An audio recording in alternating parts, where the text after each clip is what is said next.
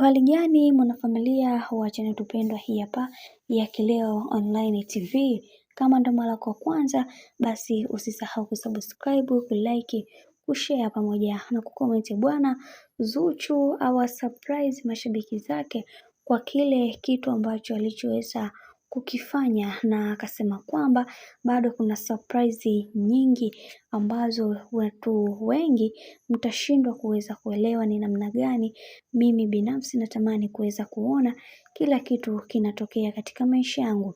Na kitu ambacho alichoweza kukisema bibi Zuchu akisema kwamba nilitamani kuweza kupata mtoto kwa muda mwingi, lakini ilishindikana. Watu wengi waliniita mgumba, waliniita tasa, lakini leo hii nataka kuwadhihirishia kwamba mimi ni mama mtarajiwa, na natamani kuweza kuona mume wangu akinipa nafasi kubwa katika kila hatua ya maisha yake, kwa sababu yeye amekuwa moja kati ya mtu ambaye anayenipigania katika kila hatua, na mimi nitahakikisha kila linaloendelea katika maisha yangu likawe katika misingi na mikakati iliyo bora, kwa sababu watu wengi wanatamani kuweza kuona kadri siku zinavyozidi kwenda maisha yetu yaharibike, lakini kwa uwezo wa Mwenyezi Mungu, Mungu atakuwa pamoja na mimi na atapambana na mimi katika kila hatua ya maisha ambayo nayoipiga.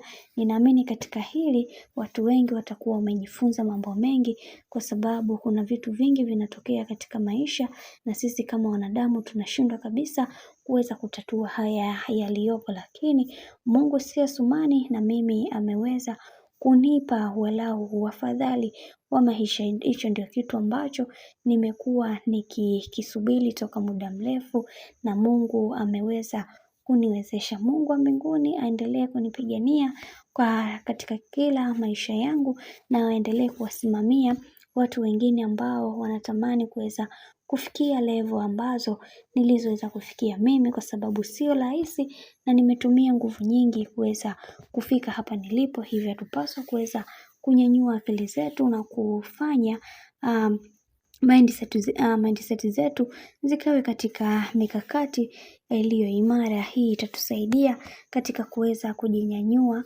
au kujikwamua kwenye masuala mazima ya kufanikiwa. Bwana, mambo ndo kama hivyo ambavyo bibi Zuhura ameweza kuzungumza, na ameweza kuongeza kuzungumza kwa kina zaidi kuhusiana na yale yote ambayo yaliyotokea katika maisha yake, lakini hakuna namna, wacha tuendelee kumpa muda. Tunaamini muda ndiyo msema kweli siku zote. Mimi nikusii, kama ndo mara kwa kwanza, basi usisahau kusubscribe, kulike, kushare pamoja na kucomment, kwani ukifanya hivyo utakuwa umejiweka katika nafasi nzuri ya wewe kuweza kuenjoy na kufurahi pia.